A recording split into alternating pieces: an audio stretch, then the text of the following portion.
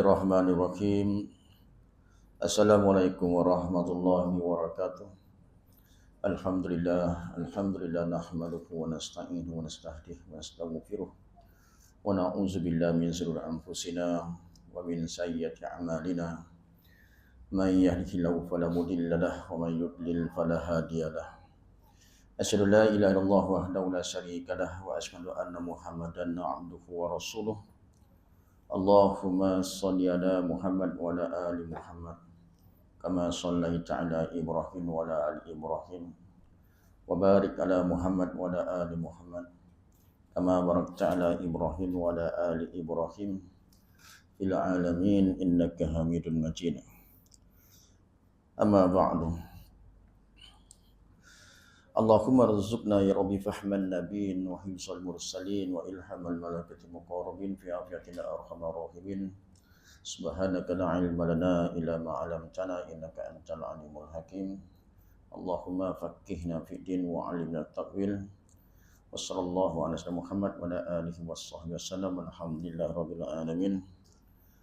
Yang dimuliakan seluruh barisan ahli jawatan kuasa masjid, pegawai syarak masjid, Tuan Imam, Tuan Bilal, Tuan Siap, seluruh asatizah yang alim, seluruh muslimin, muslimat yang dikasihi sekalian. Yang pertama sekali, marilah kita sama-sama rapatkan syukur kehadirat Allah Subhanahu wa taala, kerana dengan hidayah dan taufik Allah Subhanahu wa taala kita masih lagi dapat bersama-sama untuk meneruskan pengajian ilmu kita pada malam ini. Perkongsian daripada saya, hamba yang fakir, iaitu kitab Waqiyatul Insan Minal Jin Wasyaitan, perisai kebal menangkis kejahatan jin dan syaitan. Baiklah tuan-tuan, kita masih lagi di bawah tajuk iaitu makhluk jin boleh menjelma dalam berbagai rupa bentuk. Sebelum ni kita telah membahaskan tentang jin menyerupai bentuk, iaitu seperti jin boleh menyerupai bentuk anjing dan keldai. Dan kita mensyarahkan beberapa hadis, apabila mendengar kokokan ayam, maka mohonlah kepada Allah kebaikan. Itu tanda ayam itu dia melihat malaikat yang datang. Mohon kepada Allah kebaikan. Bacalah doa-doa kebaikan seperti Rabbana atina fid dunya hasanah wa fil akhirati hasanah wa qina azabannar. Dan sekiranya mendengar bunyi anjing menyalak dan tebikan keldai, itu tanda dia telah melihat syaitan, dan segera mohon perlindungan Allah. Bacalah a'udzubillahi minasyaitonir rajim atau a'udzubikalimatillahit tammat min syarri ma khalaqa. Mohon kepada Allah perlindungan kerana sesungguhnya dia telah melihat syaitan. Kita belajar kitab ini kerana kita nak mengenal musuh kita, itu kalangan jin, sebagaimana yang Allah beritahu kita dalam Al-Quran, a'udzubillahi minasyaitonir rajim, alam a'had ilaikum ya bani adam alla ta'budu syaitan innahu lakum aduwwum mubin. Bukankah aku telah perintahkan kamu, wahai anak-anak Adam, supaya kamu jangan menyembah syaitan, sesungguhnya ia musuh yang nyata terhadap kamu. Jadi ada syaitan di kalangan jin dan syaitan kalangan manusia. Jadi syaitan jin kita tak nampak. Jadi kita belajar kitab ini, hadis-hadis, dalil-dalil yang membuktikan kewujudan mereka dan pembohongan mereka yang cuba menyesatkan kita. Jadi kita terus kepada muka surat yang ke-49 di keperenggan dalam Sahih Muslim. Dalam Sahih Muslim ada menyebut bahawa Abu Zar radhiyallahu anhu pernah berkata bahawa Rasulullah sallallahu alaihi wasallam pernah bersabda, apabila seseorang kamu hendak mendirikan solat, maka hendaklah dia meletakkan sutrah. Sutrah ni maksudnya pengadang ke depan, sekatan. Kalau kita nak solat macam kita ni, macam ada lain-lain, ni sutrah ni. Ini sutrah ni.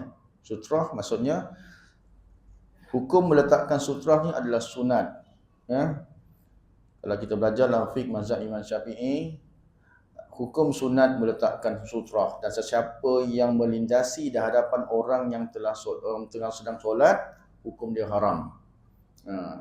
Dan kita kalau tak ada sutrah, kita kena hadang kita dengan tangan. Kalau misalnya kita orang solat, kita tengah solat dengan lalu, kita kena hadang dengan tangan supaya dia tak boleh lalu di depan kita. Ya, sutrah. Jadi hendaklah dia meletakkan sutrah di hadapannya, kerana sekiranya tidak diletakkan, sutrah tersebut akan membatalkan solatnya apabila keldai, perempuan dan anjing hitam lalu di hadapannya. Jadi kita tak boleh faham hadis ni disebut matan hadis ini secara direct. Kita tengok hujah-hujah ulama, ya. Hujah ulama berkenaan dengan hadis ini. Yaqta'u as-salat ar-rajulil mar'atu wal himar wal kalbu. Yang memutuskan solat seorang adalah perempuan, keldai dan anjing. Ada hadis tadi lah. Tetapi dibahaskan oleh Syekh Fuad Al-Baqi yang mensyarahkan hadis di atas, yang menyebut bahawa anjing hitam disebut sebagai syaitan kerana ia adalah anjing yang paling buas. Anjing yang paling buas, yang paling jahat, yang suka mengganggu, dan paling sikit manfaatnya, dan paling banyak berehat, itu pemalas. Jadi dalam kumpulan anjing ni yang anjing warna hitam ini yang paling jahat menurut Syekh Fuad Al-Baqi, dan anjing hitam ini juga adalah merupakan jelmaan syaitan. Sebab itu kalau kita berjumpa dengan anjing hitam, kemungkinan jelmaan syaitan. Tapi kita tidak boleh sembrono untuk menyeksa mereka.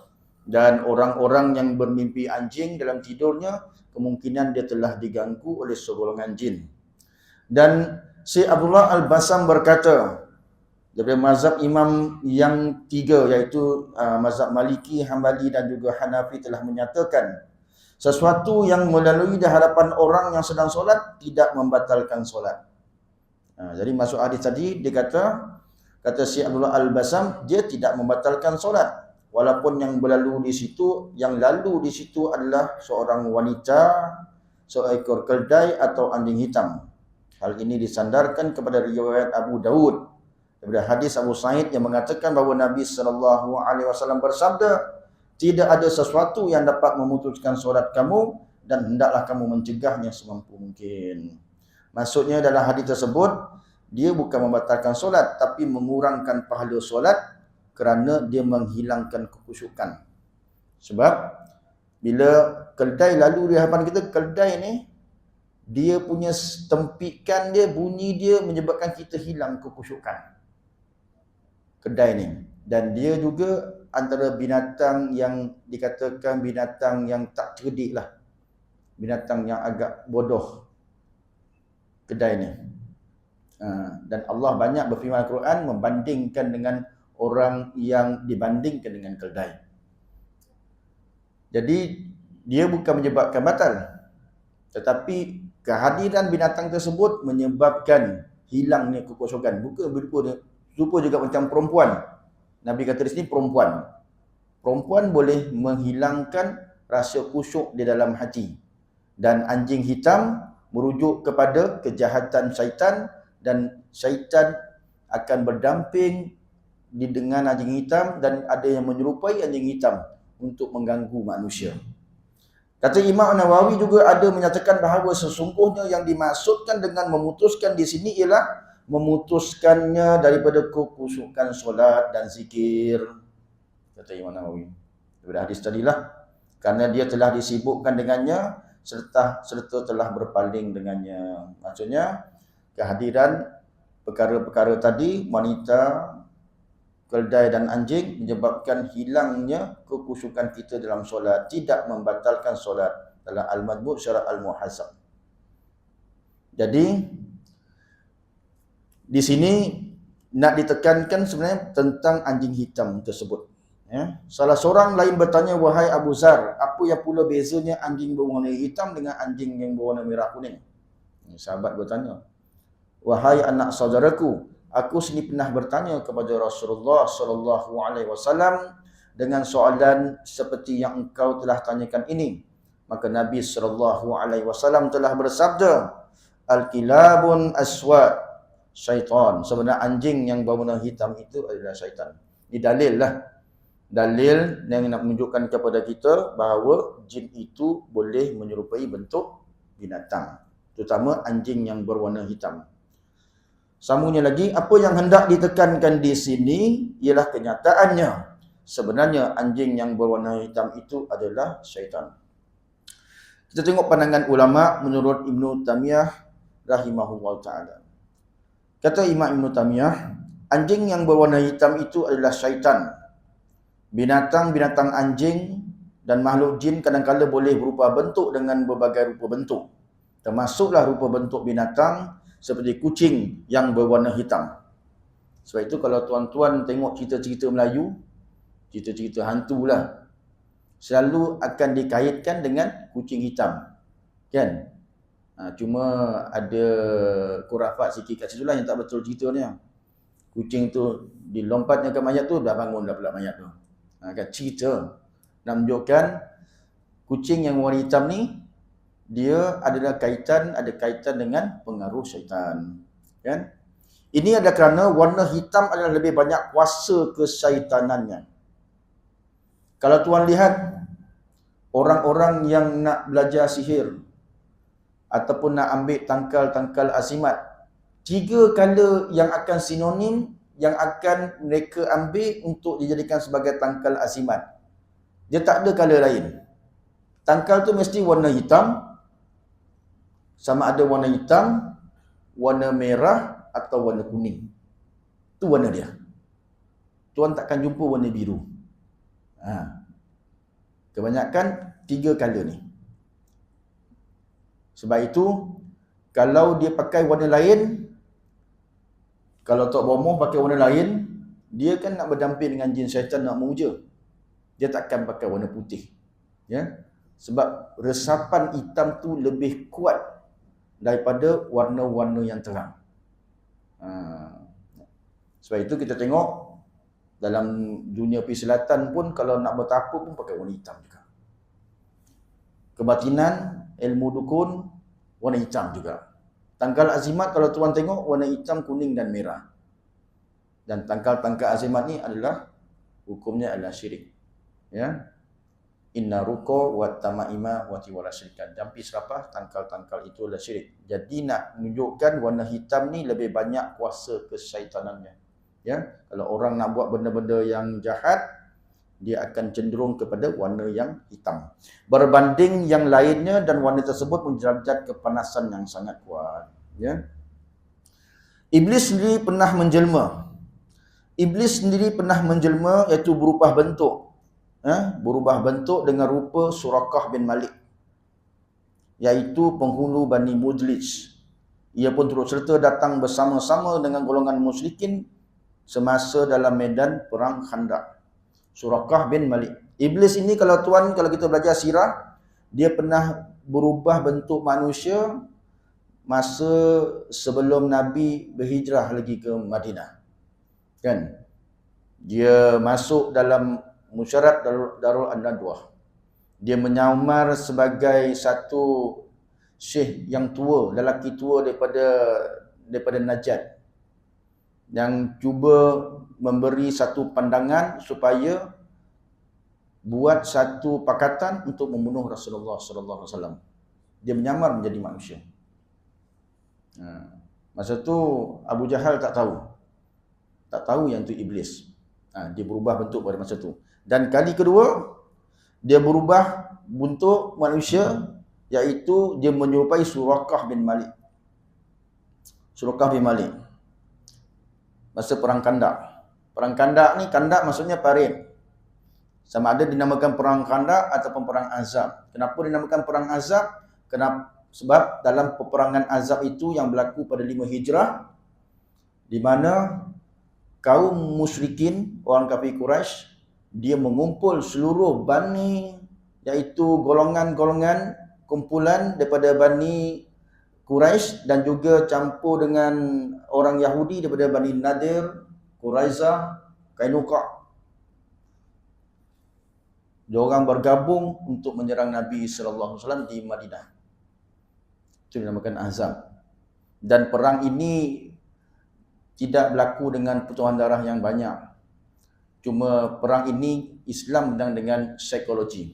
Di mana Nu'aim bin Mas'ud, dia ni daripada Bani Ghatafan.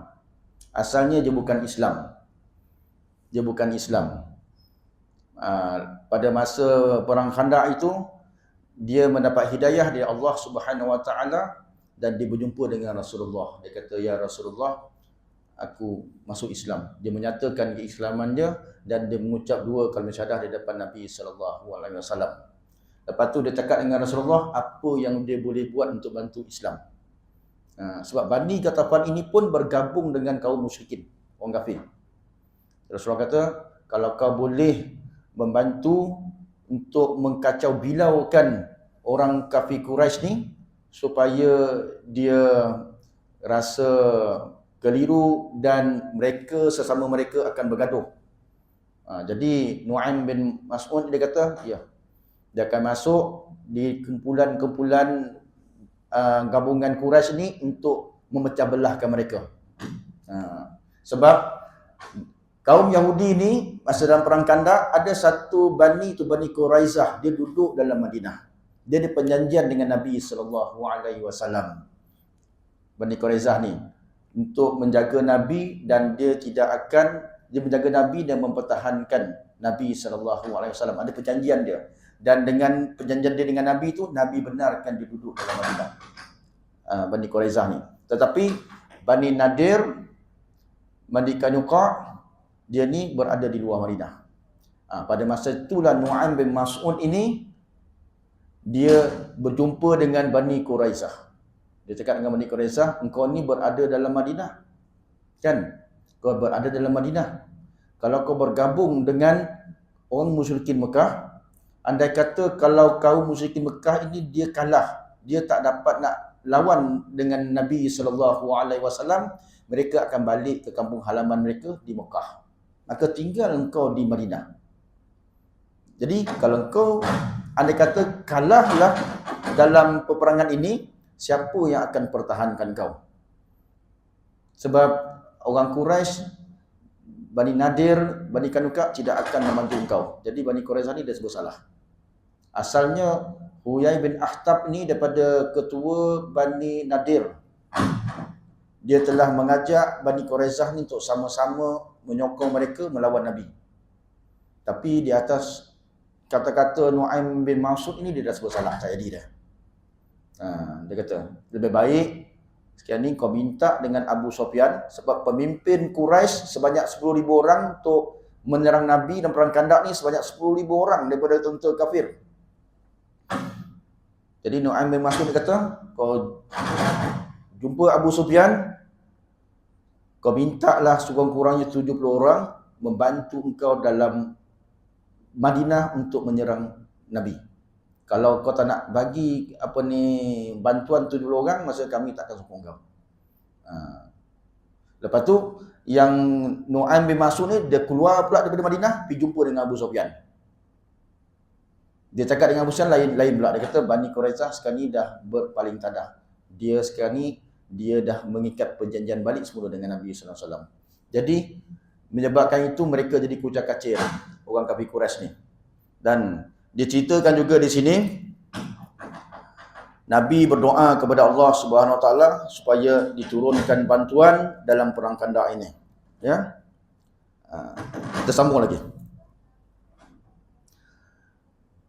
Iblis tadi yang berupa Suraqah bin Malik, iaitu penghulu Bani Mujlis. Ia pun turut serta datang bersama-sama dengan golongan musyrikin ke medan Khandaq, ya, golongan musyrikin daripada Mekah untuk menghadapi peperangan di situ.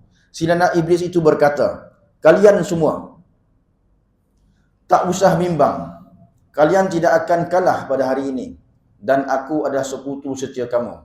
Dia bagi kata-kata sokongan kepada kaum Quraisy, iblis yang menyamai Suraqah ni, bahawa dia kata dia akan menjadi sekutu pada kaum musyrikin.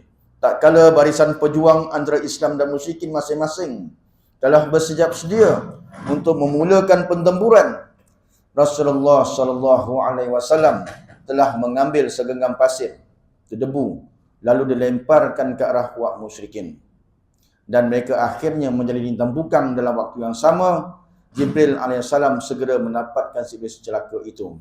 Maksudnya, Nabi membacakan doa dan membalikkan pasir dengan izin Allah Subhanahu wa taala, maka Allah turunkan angin yang kuat. Ya, Allah turunkan angin yang kuat. Angin yang sangat kuat. Semakin debu-debu pasir semua berterbangan. Mereka tak nampak apa yang sesama mereka. Dan pada masa itu juga Jibril datang turun membantu. Kan? Yang nampak Jibril ni siapa? Iblis tadi tu. Yang menyamar sebagai Surakah tu. Dia nampak. Dia nampak. Di mana Allah berfirman dalam surah Al-Ahzab ayat yang ke-9, A'udzubillahi minasyaitonirrajim. Ya ayyuhallazina amanu zkuru ni'matallahi 'alaikum iz ja'atkum junudun fa arsalna 'alaihim rihan wa junudan lam tarawha wa kana Allahu bima ta'maluna basir. Surah Al-Ahzab ayat 9. Wahai orang-orang yang beriman, kenangkanlah nikmat Allah yang dilimpahkannya kepada kamu semasa kamu didatangi tentera Ahzab. Tentera Ahzab daripada golongan kafir, gabungan daripada banyak kumpulan, iaitu daripada orang kafir Quraisy dan juga orang Yahudi, Bani Quraizah, Nadir dan Kainuqa. Lalu kami hantarkan kepada mereka angin ribut kencang. Allah datangkan angin ribut serta angkatan tentera dari malaikat yang kamu tidak dapat melihatnya. Jadi orang-orang kafir Quraisy tak dapat melihat siapa yang datang, musibah apa yang datang, azab apa yang datang. Dan ingat Allah sentiasa melihat apa yang kamu lakukan. Tetapi iblis laknatullah yang berupa menjadi Surakah bin Malik ini, dia menampak malaikat telah datang, Jibril telah datang, maka dia pun lari. Diceritakan di sini, tatkala barisan pejuang Islam musyrikin masing-masing telah bersiap sedia untuk memulakan pertempuran, Rasulullah SAW telah mengambil segenggam pasir, iaitu debu, lalu dilemparkan ke arah puak musyrikin. Mereka akhirnya menjadi lintang pukang dan dalam waktu yang sama Jibril alaihissalam segera mendapatkan si iblis celaka tersebut. Akan tetapi apabila si iblis melihat Jibril alaihissalam, serta merta ia melepaskan pegangan tangannya dan meloloskan tangannya yang ketika itu dipegang erat oleh seorang lelaki dari kalangan musyrikin. Kemudian terus lintang pukang cabut lari bersama geng-gengnya. Lelaki itu kemudian bertanya, "Hai Surakah," kaum musyrikin yang bersama dengan iblis yang menyamar jadi Surakah tadi tu. "Hai Surakah, tadi kau mengaku kau ada sekutu kami yang setia." Jawab si iblis laknatullah, "Sebenarnya aku telah melihat satu perkara yang engkau tidak dapat melihatnya. Aku sebenarnya takutkan Allah dan azab Allah itu amat dahsyat." Ya. Ini dalil. Dalil juga kepada kita membuktikan jin itu, sebab iblis ni dia berasal jin. Jin itu boleh berubah bentuk menjadi manusia. Dan kita lihat bagaimana tipu daya syaitan ini yang cuba menyesatkan manusia. Sebab dia nampak apa yang kita tidak nampak. Menurut Imam Ibn Katsir, ucapan tersebut diluahkan oleh iblis tatkala melihat para malaikat. Selanjutnya Ibn Taymiyah berkata, makhluk jin juga mampu menjelma dan berupa dengan rupa bentuk manusia serta binatang-binatang ternakan. Ia boleh menjelma dalam bentuk binatang ular, kalajengking dan lain-lain lagi. Termasuklah rupa bentuk binatang unta, lembu jantan, kambing, kuda, bakhal, keldai, burung-burung dan juga rupa bentuk anak-anak Adam yang lain. Jadi ini dalil yang memberi kefahaman kepada kita untuk kita lebih yakin dan lebih mengimani bahawa jin itu boleh berubah bentuk. Sebagaimana hadis Nabi, al-jinnu salasatun asnafin wasanafun yatiru bil hawa'i wasanafun hayatun wa kilabun wasanafun yakhilluna wa yaz'anun. Jin itu ada yang berterbangan di udara, ada yang boleh berubah bentuk seperti ular dan anjing dan yang berpindah rendah. Okey? Okey. Habis kita tajuk jin itu boleh berubah bentuk. Ya. Okey, sekarang ni kita masuk ke muka surat 52. Di sini pengarang Syekh Wahid Abdul Salam Bali dia cuba membawa kepada kita, mensyarahkan kepada kita tentang bagaimana makhluk jin ini boleh bertukar bentuk. Padahal dia diciptakan daripada lidah api, hujung lidah api. Kan? Bagaimana dia boleh berubah bentuk? Jadi diterangkan di sini. Menurut Al-Qadi Abu Ya'la Muhammad ibnu Al-Husain ibnu Al-Farah, syaitan sebenarnya tidak berupaya untuk mengubah bentuk asal kejadiannya kepada suatu bentuk yang lain. Okay. Ini pandangan yang asal. Sebenarnya dia tidak boleh berubah bentuk kepada bentuk yang lain, namun tidaklah mustahil sekiranya Allah Subhanahu Wa Taala ada mengajarkan kepada mereka beberapa kalimah, iaitu ilmu-ilmu atau perbuatan tertentu yang apabila diucapkan atau dilakukannya seketika itu, barulah berlaku sesuatu perubahan ke atas diri mereka ke satu bentuk yang lain berdasarkan kehendak Allah Subhanahu Wa Taala. Ini merujuk kepada sihir. Maksudnya jin ini dia kalau tidak mengucapkan dengan ucapan tertentu, dengan bacaan tertentu, dengan perbuatan tertentu, dia tidak boleh berubah bentuk. Maksud kata pengarang. Maksudnya jin itu dengan ucapan tertentu, dengan jampian-jampian dia, maka dia boleh berubah bentuk kepada bentuk yang lain. Maksudnya itu merujuk kepada sihir. Sebagaimana yang telah saya terangkan, sihir itu mengubah satu keadaan daripada biasa menjadi luar biasa. Ya. Kalau kita buka Al-Quran dalam surah Al-Baqarah, dalam surah Al-Baqarah ayat yang ke-102. Di situ ada menjelaskan jin ini dia membaca sihir, menjampi untuk tujuan memisahkan seseorang dengan seorang. Jin ini menjampi. Ada jin sihir disebut jin sihir.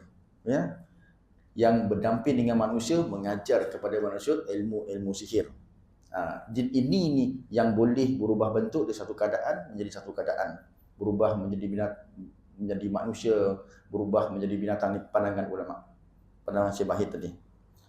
Dalam ayat Quran surah Baqarah 102, a'udzu billahi minasyaitonir rajim. Wattaba'u ma tatlu syayatinu 'ala mulki Sulaiman. Wa ma kafara Sulaiman walakinna asyayatina kafaru yu'allimuna an-nasa as-sihra wa ma unzila 'alal malakaini bi Babila Harut wa Marut wa ma yu'allimani min ahadin hatta yaqula innama nahnu fitnatun fala takfur. Dan mereka mengikuti apa yang dibaca oleh syaitan-syaitan pada masa kerajaan Sulaiman. Dan mereka mengatakan bahawa Sulaiman itu mengerjakan sihir, padahal Sulaiman itu tidak kafir, iaitu Nabi Sulaiman tidak mengerjakan sihir. Hanya syaitan itulah, itu merujuk kepada jin syaitan, itulah yang kafir, yang mengerjakan sihir, dan mereka, jin syaitan itu, mengajarkan sihir itu kepada manusia dan apa yang diturunkan kepada dua malaikat di negeri Babil. Ada dua malaikat, iaitu malaikat Harut dan Marut, yang turun ke negeri Babil, yang menjadi ujian kepada jin syaitan ini. Ya, sedangkan keduanya tidak mengerjakan sesuatu kepada seorang pun sebelum mengatakan sesungguhnya kami hanya cubaan, sebab itu janganlah kamu kafir. Maksudnya pada zaman Nabi Sulaiman, tuan-tuan, pada zaman Nabi Sulaiman, sebelum Nabi Sulaiman menguasai kerajaannya, ada satu kejahilan yang dilakukan oleh kalangan-kalangan syaitan. Kalangan-kalangan syaitan yang membaca jampian sihir untuk menyesatkan manusia.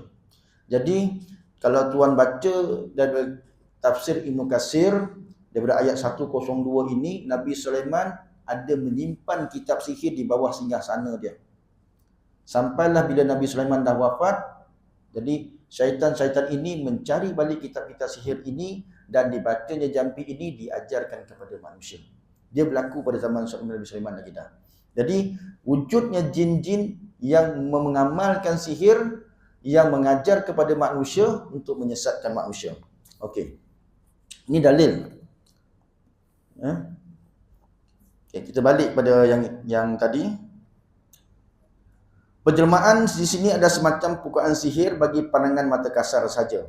Maksudnya kata pengarang, jin yang berubah bentuk ni daripada bentuk lain ke bentuk lain seperti pukauan mata kasar saja. Artinya ia mampu melakukan perubahan ke atas diri mereka apabila mereka mengucapkan atau melakukan sesuatu perbuatan tertentu yang mana Allah Subhanahu Wa Taala mengizinkan berlakunya perubahan tersebut yang menyalahi adat kebiasaan. Maksudnya dengan jampian. Jin itu boleh berubah satu bentuk ke satu bentuk dengan jampian. Seperti kita lihat sekarang kadang-kadang orang boleh nampak hantu pucung lah, hantu jerangkung lah, macam-macam rupa bentuk kan. Itu adalah jin sihir yang menjampi yang boleh berubah-ubah bentuk. Okey, kita baca lagi hujahnya di sini. Adapun ia berubah bentuk dengan sendiri, maka hal tersebut adalah mustahil kerana sesuatu perubahan tertentu sudah tentu melibatkan kerosakan. Maksudnya kata pengarang, kalau jin itu boleh berubah bentuk kepada bentuk yang lain, padahal penciptaan asal dia pada api, dah tentu molekul-molekul, komponen-komponen dia akan rosak pada kata pengarang. Dan ini sudah pasti akan memecah beraikan komponen-komponen sesuatu objek. Jadi apabila keadaan gini berlaku, maka sudah tentu mereka akan mengalami kemusnahan hidup yang mati. Maksudnya, jin itu dalam bentuk asal, kalau dia berubah kepada bentuk yang lain, mestilah jadi rosak. Macam kita manusia ni. Kan? Berubah kepada bentuk yang lain. Kita ni manusia tukar jadi harimau lah kata. Kita biasa dengar. Kadang-kadang ada orang boleh jadi harimau jadian. Kalau nak ikut kata pengarang Syekh Wahid Salam Bali, sebenarnya itu pukauan pandangan mata. Kita lihat dia seperti harimau, padahal dia manusia. Tapi pada pandangan kita, dia itu seperti harimau. Serupa macam jin tadi. Jin itu diciptakan daripada hujung lidah api. Asal kejadian dia. Tapi dia berubah kepada bentuk yang lain, kita terpukau pandangan mata kita. Mata kita tersilap, tersihir di atas jampian jin tersebut, akhirnya kita melihat sesuatu yang lain. Okay. Pada pendapat saya, pendapat ini cukup baik sekali. Namun begitu, ia sudah tentu berhajatkan kepada dalil. Kata pengarang, kita nak cakap ni mesti dengan dalil.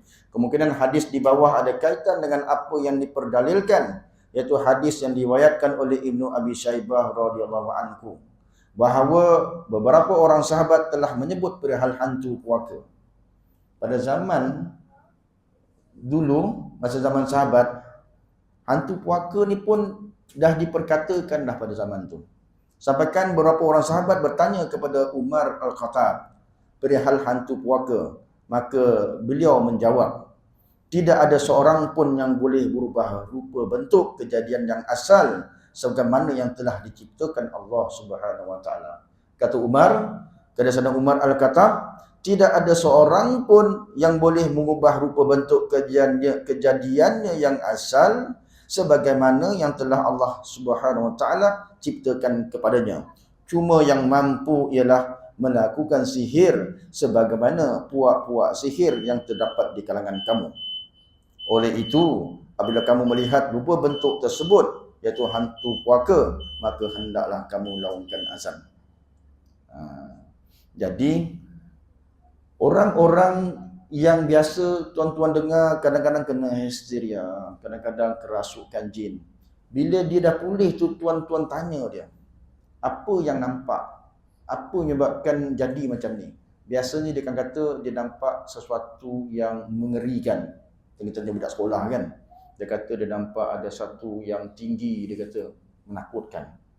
Kadang-kadang kepala ada, badan tak ada. Kadang-kadang nampak badan tubuh yang berbulu yang sangat besar. Pada pandangan dia, itu adalah yang dia nampak itu adalah jelmaan jin daripada jin-jin sihir. Jin-jin sihir. Itu jin-jin sihir. Antara kaedah yang tuan boleh buat, untuk membantu nak rawat orang yang kena macam ni, perbanyakkan azan. Itu salah satu dia. Selain daripada ayat ruyah lah. Itu sebenarnya yang didampak itu adalah tipu daya pandangan daripada jin-jin sihir yang menguasai orang tersebut. Ini hadis Sayyidina Umar ni ada mauquf, iaitu hadis yang daripada sahabat. Ada mauquf ni maksudnya hadis yang daripada sahabat terus kepada Nabi sallallahu alaihi wasallam. Dan hadis tersebut turut diriwayatkan oleh Ibnu Abi Ad-Dunya dengan sanad hasan yang sangat baik. Tertambah sikit lagi tuan.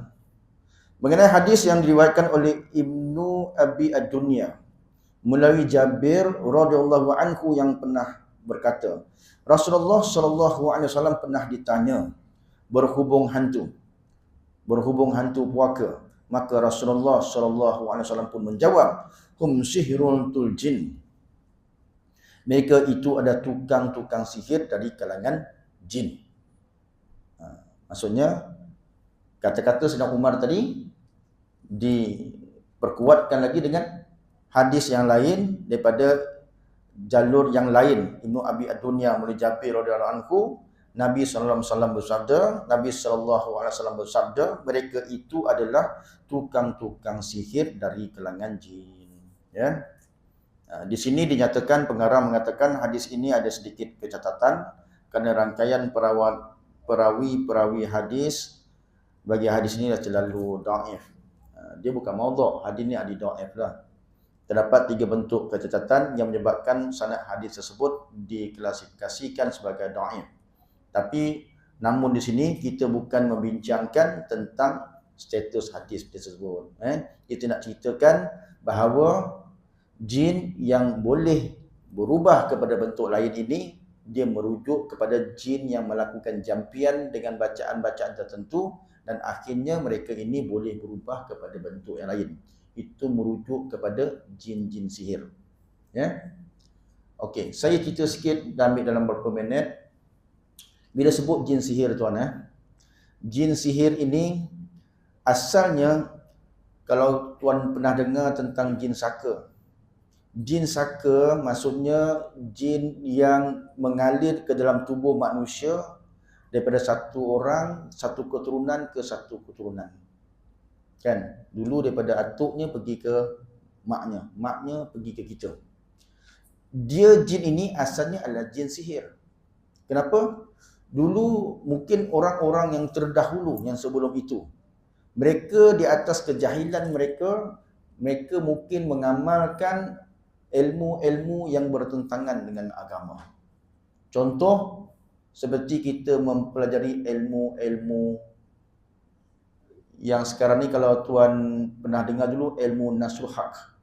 Ilmu nasuhak ini ilmu yang dikata ilmu pukulan jarak jauh. Pakai jarak jauh. Dia gunakan bacaan-bacaan tertentu dengan jurus tertentu, dia buat satu kaedah tamparan atau tolakan, orang tu boleh terpelanting ke belakang. Dia hanya berlaku tuan hanya kepada orang yang dibuat itu, orang itu pun ada gangguan jin, dia pun ada gangguan jin. Ya, orang itu ada mengamalkan sihir, dia pun ada mengamalkan sihir. Jadi dia sebenarnya yang dia buat jurus itu adalah bertempur dengan orang yang kedua-duanya ada dampingan jin. Kedua-duanya ada dampingan jin. Dulu ilmu nasuhah, lepas tu ditukar kepada batamim, jurus tak kena ni. Dan Majlis Agama Islam, Jabatan Mufti telah memfatwakan haram kumpulan batamim ni, sebab dia ada kefahaman, pembelajaran ilmu jurus macam ni, pukul tak kena. Lepas tu ditukar pula kepada tapu diri. Sama juga kumpulan ni. Asal dia nasihat dulu. Dia ada bacaan jampian-jampian dia dan menggunakan Al-Quran belaka je. Al-Quran je. Sebab itu kita ni kalau nak baca Al-Quran, dia jangan kita sesuka hati meletakkan fadilat-fadilat tertentu untuk tujuan tertentu. Sebab fadilat-fadilat ini mesti datang daripada Nabi SAW. Dan kaedah-kaedah amalan ni mesti ikut kaedah Nabi SAW. Kita tak boleh suka-suka buat amalan kita sesuka hati. Sebab bila kita buat amalan kita sesuka hati, dia boleh terdedah kepada menjurus kepada kesesatan. Kita boleh terdedah kepada kesesatan. Sebab itu kadang-kadang kita lihat orang menggabungkan ayat ini, ayat ini, ayat ini dinamakan ayat selendang merah. Ayat ini, ayat kebal. Ayat ini, kita dari sudut maksud tujuan amalan pun dah salah dah. Sebab kita amalan ini mesti amalan kita kerana Allah Subhanahu Wa Taala. Inna solati wa nusuki wa mahyaya wa mamati lillahi rabbil alamin. Solatku, ibadatku, hidup dan matiku hanya untuk Allah Subhanahu Wa Taala yang sekalian alam. Jadi kita ni, ibadah kita ni mesti kerana Allah. Bukan kerana untuk mendatangkan kehebatan. Bukan kerana untuk mendapatkan kebal. Bukan. Bila kita buat amalan ini bukan kerana selain daripada Allah Subhanahu Wa Taala, untuk menyembah Allah, untuk memuji Allah Subhanahu Wa Taala, untuk mengesakan Allah Subhanahu Wa Taala, mohon keampunan kepada Allah Subhanahu Wa Taala, dengan amalan ritual-ritual tertentu dia boleh menjurus kepada sihir. Jadi disebabkan amalan orang-orang yang macam ni, dia belajar ilmu kebal dan sebagainya, ilmu jurus dan sebagainya, dia berdamping dengan jin. Jin inilah yang menesap ke dalam jiwa dia, mengalir kepada anak-anak cucu dia. Asalnya jin sihir lah. Jin ini yang mengajar kepada mereka, kepada manusia, dan memberikan manusia itu kelebihan-kelebihan tertentu. Ini cerita tentang jin sihir. Okey tuan, tuan-tuan dan puan, kita rasa kita sampai di sini saja. Ya.